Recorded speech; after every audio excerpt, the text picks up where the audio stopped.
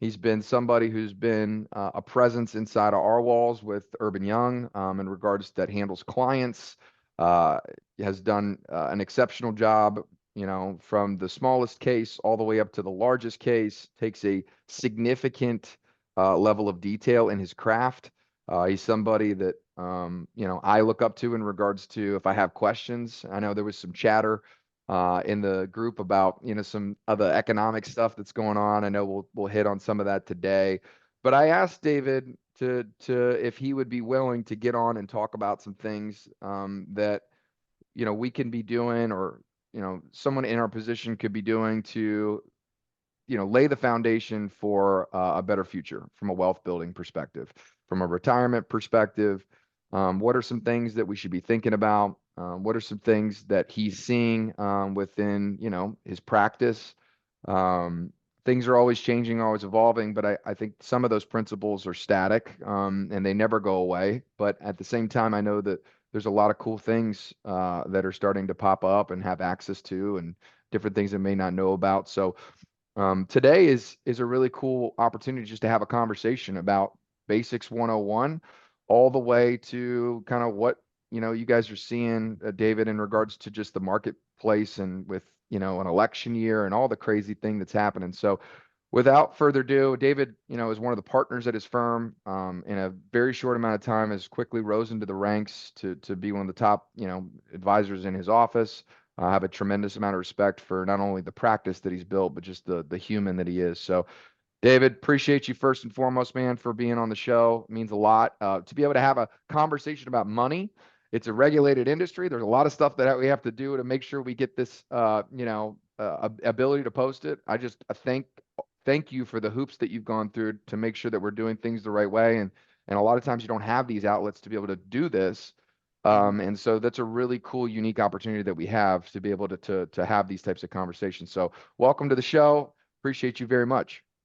Thank you, man. Appreciate you having me. The amazing, kind, warm welcome.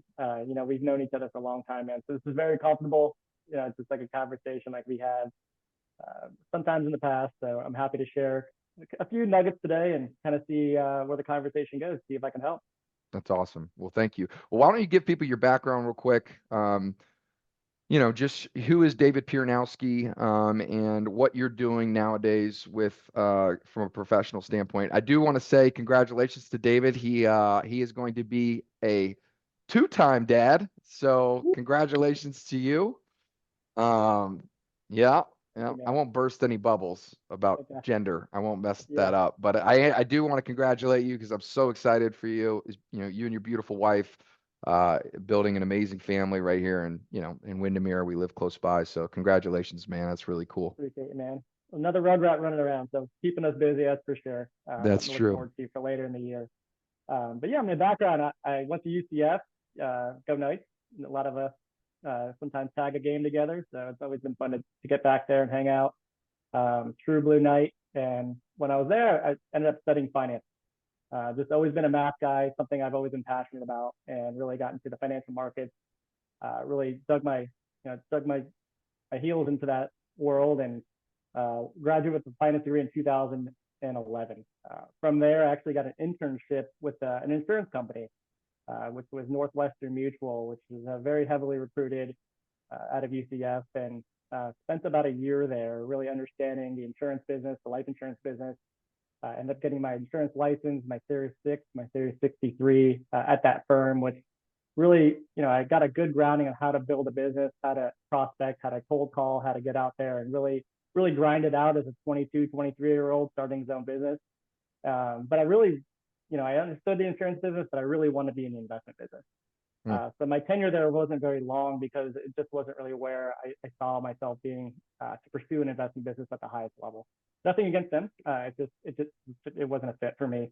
So I was given the opportunity to leave and joined another firm with some guys out of that exact firm about a year into working there. Got my Series 7, really started focusing on building an investment practice and making that my day-to-day focus. Still doing the insurance business. I still do it today when clients need it and want to talk about it. But my primary focus is helping folks retire, managing money, and building an investment practice. And we Mm. we spent about 6.5 years at that firm with about 6 other gentlemen. And about 2.5 years ago, we spun off. A few of us left and created our own firm with Raymond James as our broker dealer on the independent side. Was a huge transition for us. Raymond James is one of the premier investment firms and investment banks, and working with them on the independent channel has really given us the complete opportunity to do 100% what's best interest for the client every single time. Hmm. There's no product that we provide. There's nothing that we have to sell. There's no minimums we have to do from a production standpoint for anything specifically. We really get to focus on the client. And that's really opened the doors for me to do what I do at the highest level and have a premier broker dealer behind me to do so. So happy where I am. I honestly could see myself staying here for the rest of my career.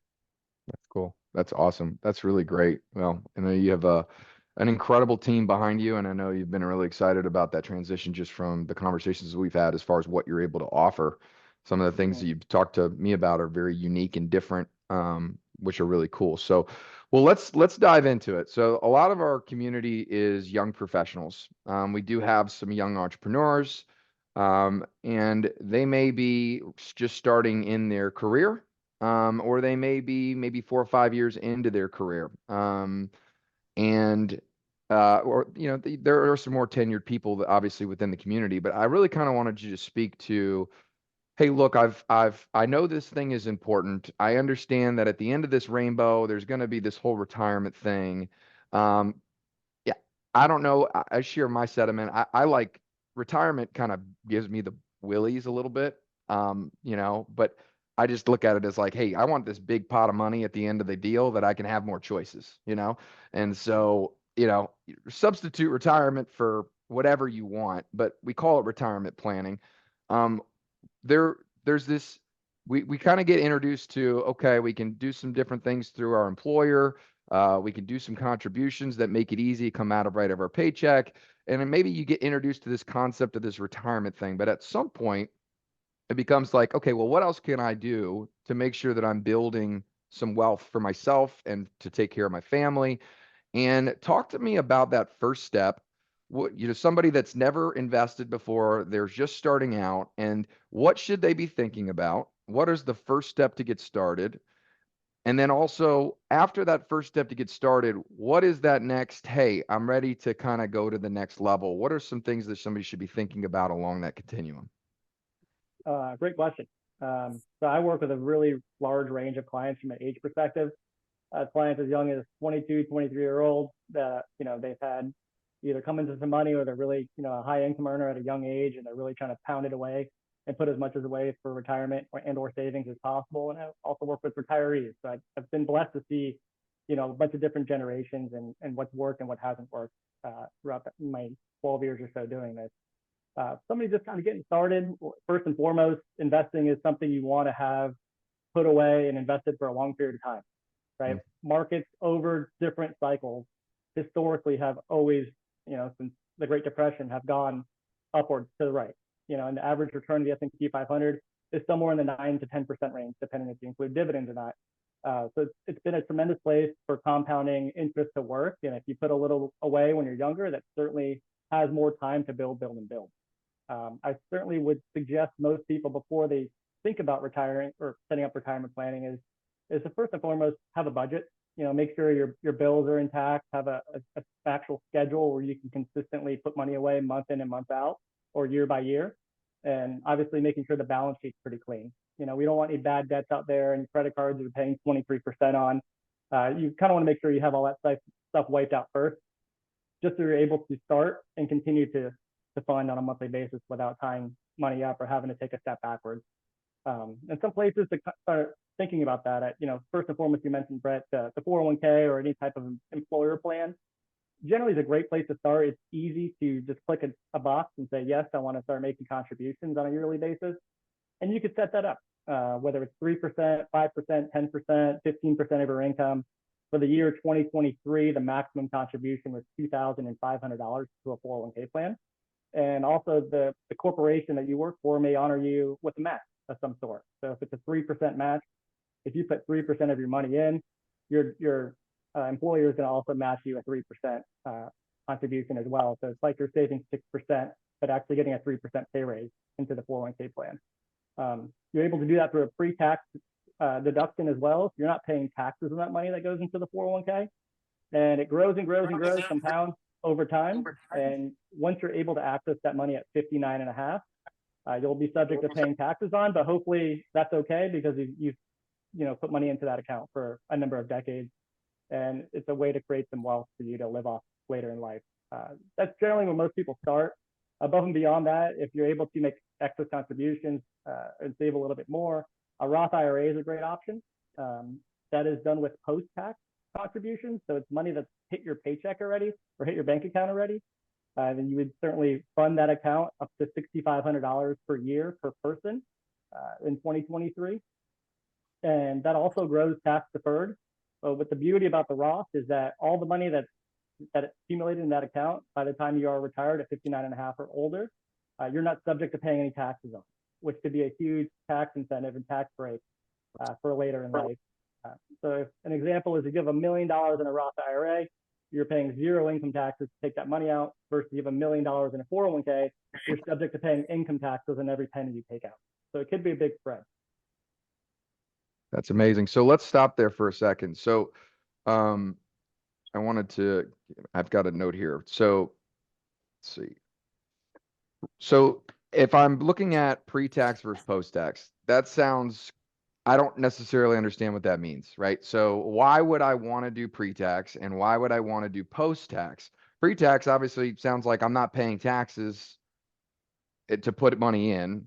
So that would seem like it would make the most sense. But where would it make sense for me to do the post tax where I'm going to actually have the tax come out? And what would you suggest if I'm, if I'm a young professional looking at both of those options? Do I do both? Like what would be what should I be thinking about as far as which one do I do first? Which one do I do second? Does it depend on my situation? What would be kind of your advice, generically for somebody the way that they can make that decision? It honestly depends. Depends on how much money you make and how much you're trying to put away. It also depends on if your employer sponsored plan, like your 401k plan, does offer a match or not. Generally, 401ks, some do offer a Roth option. That may be something if you guys are looking at your plan. Some you are able to make a post-tax contribution to, but most are pre-tax. An example would be if you do have a 3% matching option from your employer, I would certainly take advantage of that first, just because it's a free match from your employer. And then above and beyond that, if you're able to fund a Roth kind of as a secondary level, I would start making your max contributions to a Roth. Then go back to the 401k and seeing how much more you can kind of fill that cup up with reaching that $23,500 limit. Honestly, we don't know where tax rates are going to go over the next 10, 20, 30 years. Historically, right now, tax rates are pretty low. They've been much higher in the past. And it is considered an investment risk or some type of retirement risk to where tax rates go. If we're paying 50% income taxes in 20 years, the money that's in the pre-tax world is going to be taxed at a much higher level, obviously at 50%, than money that's in a Roth world taxed at zero. So the conversation is, you want to pay a little bit tax today to pay zero tax later, or get the deduction today in the pre-tax world and pay have the subject to the tax risk later in life. So it's really everyone's situation is different. That's a great point. So I want to make sure I understand that. So I'm matching. I'm doing my match. I'm getting that, essentially 100% return, right? If someone's matching, I don't have to wait for a 10%, 12%, 15% return. I'm essentially getting 100% return immediately, right? So let's max out the match and then come back to we got a couple people here getting in. Then we're coming back to a situation where what do I do after that? The advantage for doing a Roth IRA, which paying the tax now, I'm basically banking and betting that the tax rate that I'm paying now is going to be less than what it's going to be in the future. Is that correct? Correct. And it's on a smaller dollar amount. $6,500 today, you could have had a tax savings on versus paying taxes on it today. But if that account grows to $1 million, I'd rather pay zero taxes on $1 million than pay taxes on $1 million. Right. I think sometimes I see it's not a mistake. There's obviously always reasons for people doing things, but I think the idea of this pre-tax vehicle of, well, I'm not getting taxed, so I can continue to fund this account and get it to grow tax free. Sometimes it's misguided because, the idea that what happens at the end of the rainbow of having to tax that a pot of money creates some challenges. One of those challenges that I've seen for me personally is that, I'm looking at like, hey, if I'm going to have a longer retirement, and I'd love your perspective on this, a longer retirement, I'm going to probably work later. I want to, I enjoy that. I also want to make a higher income while I'm in retirement, right? That means my tax rate is going to be higher in retirement than would it be as a young professional. If I have a bunch of money wrapped up in a 401k that was all pre-tax, in order to extract that money, I'm going to have to pay my personal income tax, right? Right? Correct. So if I have a high income at 65 years old and I haven't paid the tax on that pot of money that I've grown over the last 20, 30, 40 years, then I'm subject to the income tax that I'm at when I want to take out that money. Is that accurate? 100% accurate. It depends on also where tax rates go, right? We could be, like I mentioned, in a 50% tax bracket at 150,000 of income. It's happened before. So if you were in that situation and wanted to pull out 50,000 out of your IRA or 401k, you're paying 50 cents on the dollar to access those dollars. Yeah. Yeah. Does it make sense to have multiple buckets for those cases? Is there a situation where someone should be thinking like, hey, maybe it makes sense to diversify because I don't maybe know what the future holds, have places to pull from different things depending on where you're at in your tax strategy, income level, season of life. I mean, is there a benefit in that? Absolutely. We try to diversify that as much as possible. Obviously, we can only get so much into the Roth IRA world, right? And there's Yeah. ways we can do that, some unique ways with a backdoor Roth or a Roth conversion. There's a whole other conversation on that piece. But at the end of the day, it's just about saving money, right? And we Yep. just try to help folks put as much away as they comfortably can do. Obviously, more now is going to be more later, right? And you add compounding interest and returns to that, and it really starts getting exciting when you see that snowball start rolling and building Nice. as time goes on. But yeah, it's like I said, everyone's situation is different. Depends on how much money you can save, how much money you're making. The tax laws are always changing. So as of today, the Roth is kind of the king mecca. If you can get money into it, do it. The 401k obviously helps from some tax perspective as well. And there's a lot of different things out there that you can add on top of that as your wealth is building and your options open up. But for I the like time being, that. there's a kind of the 1-2 punch on somebody just starting. I like that. Yeah, I like that. The Roth is the king. That's good. That's good. That's good direction for someone. That's great. So let's shift a little bit. Let's talk about kind of the economy right now. Let's talk about interest rates. Let's talk about the Fed. We've got some mortgage professionals that are on this call right now. There's a lot of mortgage professionals that are in the BEP community. The talk of the town, and everybody wants to talk is what are rate of rates are going to do? Like, what is the interest rates? I know we've played golf. I think it was maybe 2 months ago. It might actually been with Ivan. I know Ivan's in this group, and we were having just all these cool conversations about where's this going to go, up, down, right, left. There's an election year happening. How does global economics with other countries impact our interest rates? Kind of give me your perspective, what your firm is seeing, what you guys are studying, what are you looking for? Does it matter to the average investor? And should it be something that we are paying attention to? Obviously, for the housing market, it's a huge deal. We look at it specifically because our business is contingent upon it, and a lot of people's are. But from an investment standpoint, what does interest rates do for different types of investment vehicles, and why does it matter?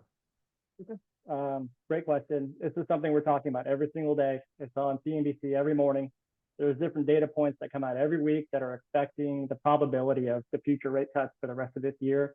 And they have adjusted tremendously in the first 2 months of this year. So how do we get here is kind of the first part of that question, Hmm. right? We kind of go back to COVID. We had a lot of issues, obviously, with the economy and the world shutting down. And, fiscal policy, we really needed to cut rates as soon as possible to help give some cushion to the economy, but we also stimulated with a lot of extra dollars put into our system. And that really made our economy overheat to some degree, where inflation started running up tremendously. The peak of inflation was actually right around 9% about a year and a half ago, 2 years ago. And the Fed was stuck kind of between a rock and a hard place where inflation is an economy killer, right? And that is a game Hmm. that the Federal Reserve is playing today and trying to control. The first thing they say at every meeting every month is how do we bring inflation back down to 2%? That's our target. That's historically where inflation's always kind of hovered around, unless we're in a hyper or accelerated inflationary period like we are today. So they've done a good job by getting it from 9. We're hovering around 4% as of today, Oh, wow. and they actually, yeah, they had to basically raise rates historically at the fastest pace they've ever raised it before. From zero, today the Fed's funds rate is at 5.25, and they did that within a year, actually less. Wow. So that happened in 2022. That rate hike cycle actually tremendously affected growth stocks, small cap stocks. The entire stock market in 2022 did go through a bear market. We actually bottomed in October of 22, down about 22%. So it was a pretty rough period. Not only did bonds lose money, but stocks lost money. Hyper growth stocks lost even more money. It did affect the bottom line and just how companies are able to be priced, just with that one factor of inflation and interest rates. So without getting, man, that's super great to know. I didn't know that in regards to that bear moment. So walk me through this with giving me the simplistic answer. I don't know much, but giving me kind of the highest level without getting into the weeds, dumbed down answer to this as far as we watched this threat of, making a run on the banks, the bond market, all this stuff, and all of it seems to be centric around the interest rates going up so high, so fast. Why was that such a problem? What's the relationship between inflation and the bonds that these banks and these companies were holding, and why does it matter? Because for me, I think about interest rates and it being like, hey, it's just less affordable to buy a home. But there's this whole back layer of debt that impacts the markets. And so I don't necessarily understand how that works. Is there a way that you can kind of just give us just a quick 101 of why that matters and what happens behind the scenes with these large institutions? And then secondly, is that something that matters to us, or is that just something on MSNBC that we don't really need to be paying attention to? It matters tremendously. Really, inflation and interest rates are, they kind of go hand in hand, right? The Fed raised interest rates so quickly to stifle inflation as fast as possible. It really just it limits how much people borrow, how much they expand. It really affects everything from a monetary standpoint as far as how to access capital. So it really, the purpose of that is to hopefully slow the economy to some degree so that inflation does come down. And as of today, it looks like they're doing that at a pretty good rate, right? Right now, we're not in a recession. Rates have have been pretty idle for the last 3 months. We're kind of in a pausing cycle to see when or if we're going to cut rates in the next half of this year. But inflation has been coinciding and coming down month by month. Last month was the only month it kind of crept up a hair. We'll see if that has anything to do with Christmas, but that is the game. Right now, the rate cut projections it's a 3% chance we're going to cut in March. There's a 24% chance we're going to cut in April. There's a 66% chance we're going to cut in July, and 85% we're going to cut in June. How do we know that? How do you know that? Like, where are you getting that data? Like, that's, I would love to understand that. Those numbers change every week. So if we have a higher CPI print or a higher PPI print, which are inflation metrics that come out every month, or a higher jobs number, it pushes off those percentages and reduces the probability that they're going to cut rates sooner. Because if the economy is still doing well and we're still creating jobs and things are still humming along, the Fed doesn't really need to cut rates today, right? We're still in an okay economy and still in an okay environment. They want to keep rates higher for longer is the theme as of right now, so that inflation has a better chance of coming down sooner, right? If they do cut rates and slash them today, it could cause a roar in inflation to come back, and that's the last thing they want. That's what happened in the 70s. Got it. Because essentially, if you cut rates, people have higher purchasing power, which means spending is going to increase, which inflates prices, right? Supply and demand. Prices will go up. Correct. Right? Yeah, they want things to kind of just put a lid on things for a few more months to see how the economy reacts. Awesome. Very cool. So let's pivot to the next person I want to speak to, young business owners or 1099 employees. Right? Young professional, I've got a match opportunity. What if I'm out growing my business, or I'm an independent contractor and I don't necessarily have that same benefit, right? But I still want to obviously plan for retirement. I still want to make sure I'm doing the proper things to be able to put myself in a good situation. I still want to make sure I'm doing things to maximize tax savings. Is there something specific a young business owner or a young independent contractor should be thinking about that they don't necessarily have these vehicles set up by an employer.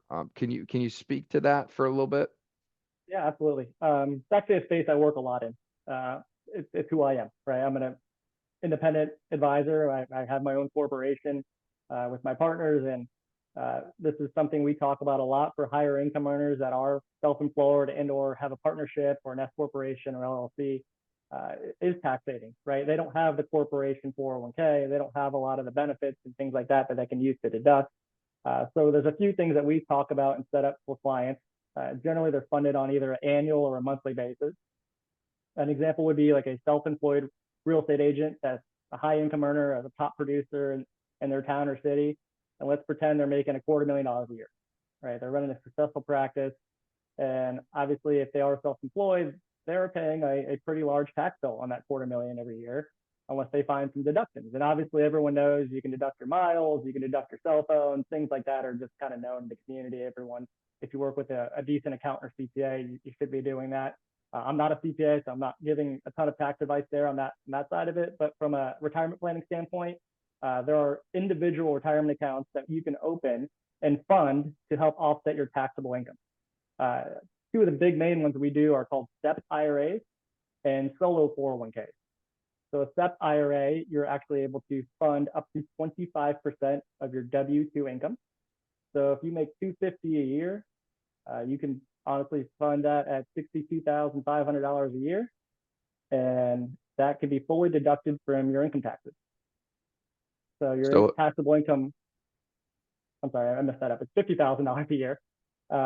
Yeah, that can be fully deducted from your taxable income. So you, instead of paying taxes on 250, you're now paying yeah, taxes on 200. awesome. That's very good. So that's a SEP IRA you're saying? A SEP IRA and a solo 401k, the same number, $66,000 per year. You can fund it at $22,500 out of your own contributions, and then your profit sharing from the corporation could also match it at $43,500 per year to get your total contribution up to $66,000 a year. That can be done pre or post tax in a solo 401k. Wow. Okay, so you have a little more flexibility there of how you want that to go. Back to the Correct. same conversation in the beginning of which bucket do you want to pull from, and what bet do you want to make as far as future taxes and future income and all that good stuff. Did you buy any equipment this year? Did you buy a car this year? Do you have enough deductions to help minimize your taxable income, or do you not? Right. So it just depends on what bucket makes the most sense for your situation every year. Most people don't really think about this part of it either. You actually have the ability to do a self-directed HSA plan if you have a high deductible health insurance plan, Mm, up to $3,850 per year per hmm. person. That also is a tax deductible event, and you can use those contributions to help pay for healthcare costs and things like that. So there's a few other Yep. little buckets like that out there that we can help set up for clients.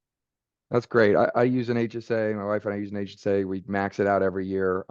Maybe that's something you want to touch on. I've been told that that is a really good way to, reduce taxable income for a future need that you're more than likely going to have at some point. Can you touch on an HSA, what that is? Why would that be helpful for somebody? Oh, it's only eligible if you have a high deductible health insurance plan for one. So, a higher out of pocket generally, but you get to offset that deductible if you need to meet it by fully funding an HSA. Generally that'll cover the deductible year by year, but you're deducting that HSA contribution that can, be used as a tax-free benefit for any healthcare costs. Whether you don't use it this year, next year, or the year after, if you continue to fund it, you can Yeah. build a nice pot to cover any health, health expenses down the road, whether it's now or later in life. And if I accumulate a good portion of the money, is it just sit there because then I've got cash that's not getting any return? How does that work as far as making sure that it's not, dead money? Depending who you're choosing as the company to self-direct it through, some do have an investment option. Generally, it's about $1,000 in the account, and you can pick a few indexes where you can invest the contributions in the S&P 500 or something like that. So if you're not using the dollars every year, at least you have some ability for it to compound and grow. So they use a portion of it's there for like a cash spending, and then you could do the larger portion that's actually invested. So the money that's sitting in the HSA is actually accumulating returns. Correct. Very cool. Very cool. Cool. I've got maybe 10 more minutes and then we'll do a quick Q&A, David. I want to leave enough time, enough space. This is amazing. This is, thank you for, this is great. Um, You had sent me some information about institutional banking. Let's see, utilizing institutional banking and security-based lines of credit. I think I know what this is. You've talked to me about this in the past. I think this is something unique that Raymond James has, and maybe some other providers. I know you were really excited about this. Can you kind of, this might not be a need for somebody at this point in the game, but later on, this is something that it seems like I've talked to a couple individuals that are pretty fluent, that are later in the season of life, and they've done this, and I think it's a pretty unique, powerful strategy to do some expansion work and do some things as far as going on offense. Can you explain what that is? And then also where would be the value in somebody doing that and why that you guys are uniquely positioned to be able to help with that? Absolutely. One of the main reasons we went to Raymond James is that they do have an institutional bank that they own. So we don't have to go to a third party. We have our own banking systems behind the scenes that we are always able to use and help leverage for clients. A lot of times, generally, we're doing this with cash type investments that are invested into a brokerage account.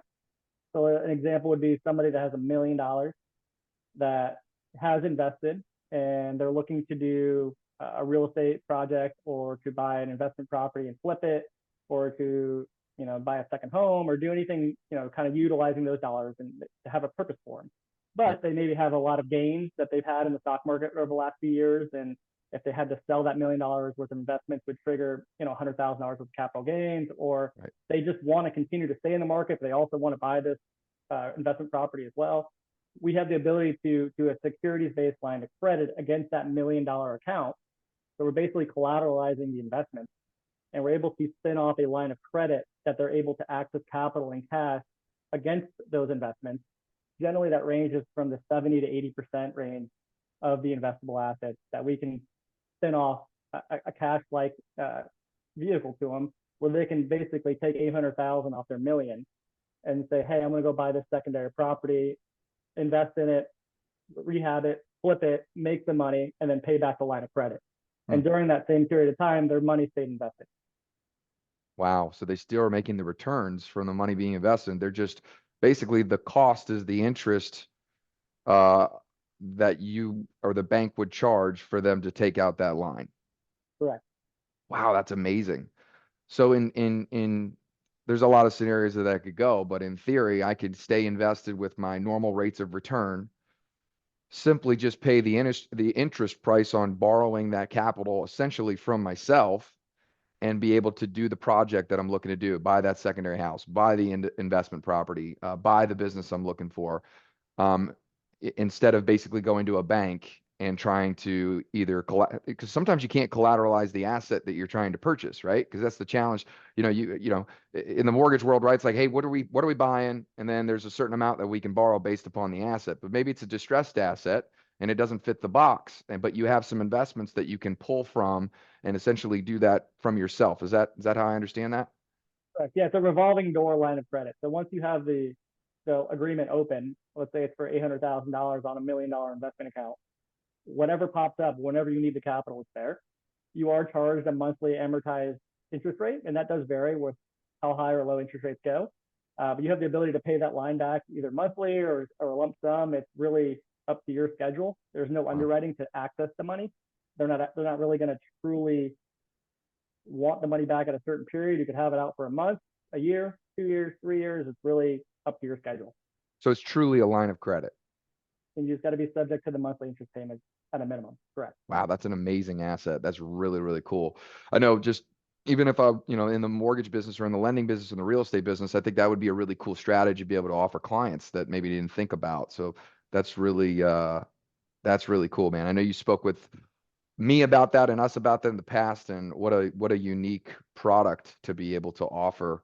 Uh, that's I would assume the underwriting process that is a lot less stringent because you already have the investments there. You could see what they look like, you could see how they're performing, and you already have the collateral. Is that fair? Correct. Yeah, it takes about 24 to 40 hours to do the Wow. application, get it approved, and there's no cost to it. There's no Wow. application fee. There's an underwriting fee. If you want it, you got it generally, and you can take the money or not. It's just good Wow, to that's have one open. amazing. That's amazing. That's really cool. Very, very cool. That's cool to know.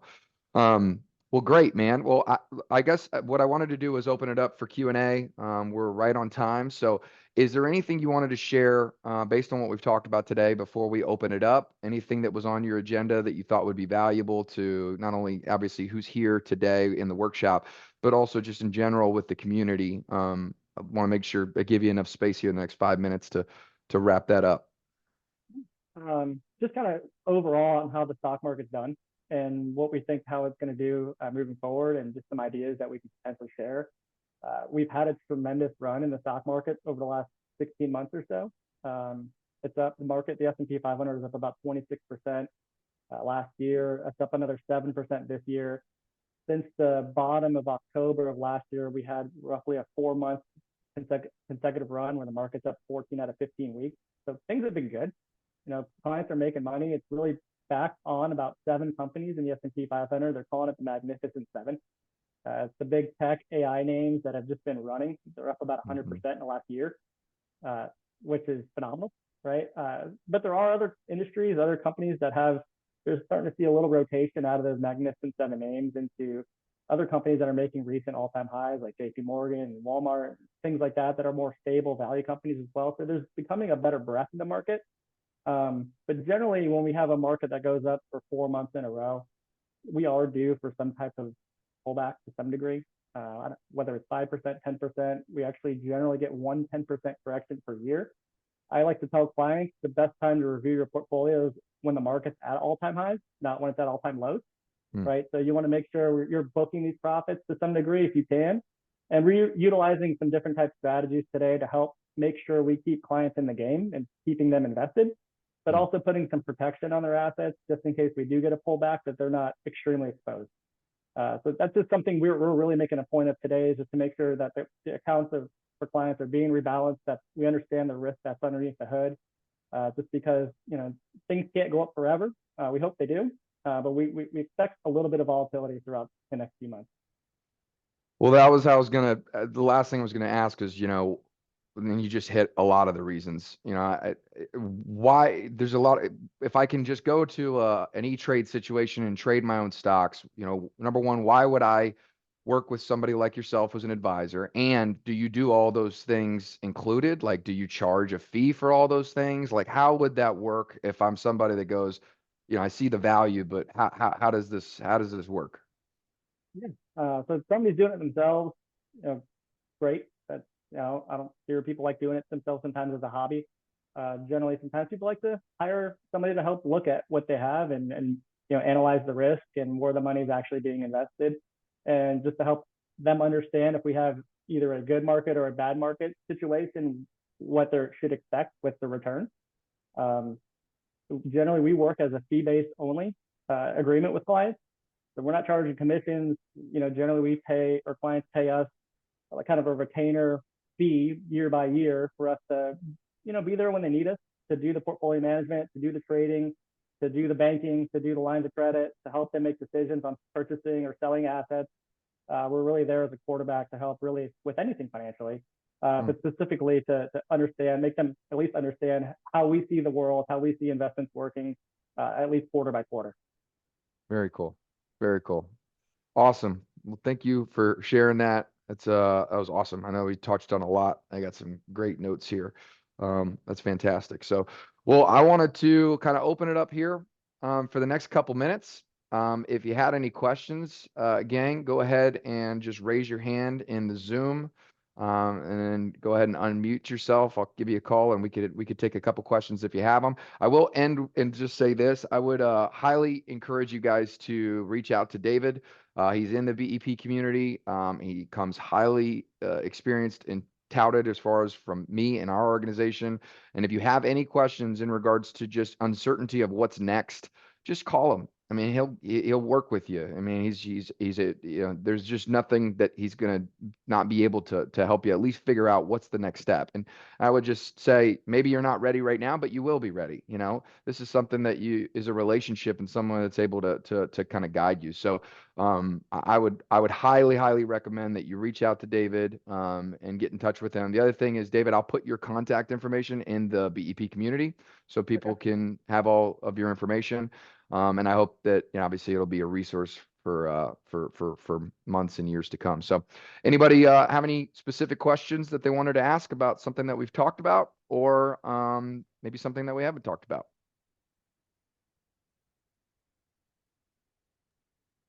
Yeah, BY, if you want to hit, so there were some great questions in that chat, but Dave, I know selfishly for me, HSAs, this may be a silly question, but who offers HSAs? Does Raymond James, do the big banks like the BOAs and where you have your checking account? I've always been confused by that. I understand the benefit, and it sounds like something I'm totally whiffing on. So I would love to take advantage of that immediately, just low hanging fruit on Sure. whoever does those. I don't open them. I don't do them for clients just because it's not generally tied to an investment type of account, but honestly, I'd Google it, HSA, self-directed HSA account. I have mine specifically. I link my checking account to it and just fund it monthly as like an automatic payroll type to myself for health insurance costs or healthcare costs. It's pretty streamlined and pretty easy. And you get your own separate debit card if you want to go to the doctor with that. Thank you, buddy. And with HOAs or HSAs too, is it the thought process that you're going to put all this away, and eventually, if you live long enough, you're going to use it on healthcare anyway, right? So, is that kind of the idea? Get the tax benefit, get the investment vehicle, and then when you're paying for your healthcare later in your life, you have a place to pay from it from. Is that kind of the baseline concept? Pretty much. You can use it for contacts. You can use it for your kids, doctor's visits.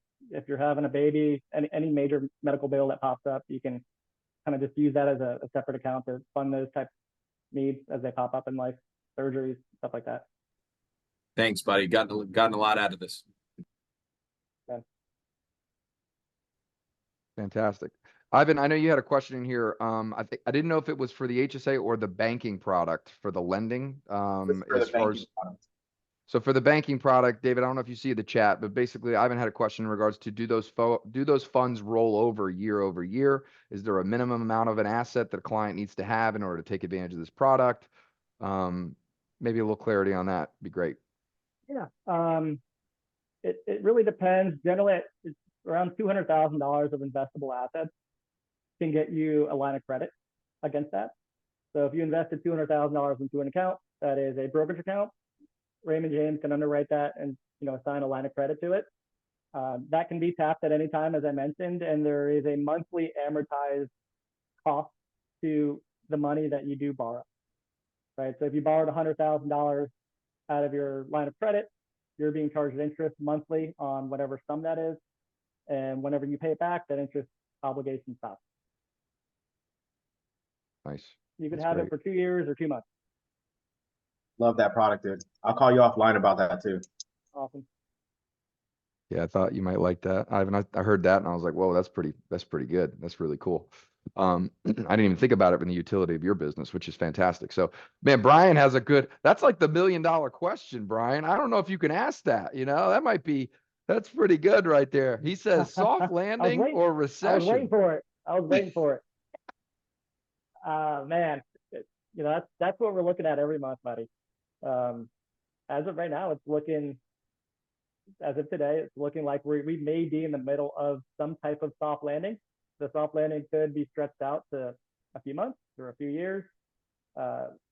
Generally, when the Fed does start cutting rates, historically, that has shown to be somewhat close to the beginning of some type of recession. It could be a small one, it could be a big one. And it also depends on why they cut rates.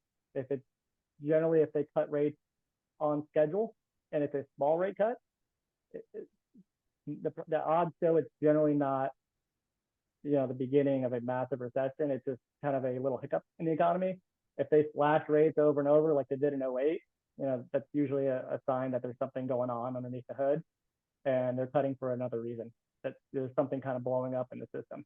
What if they're cutting rates to get a few votes during an election year? That could be happening too.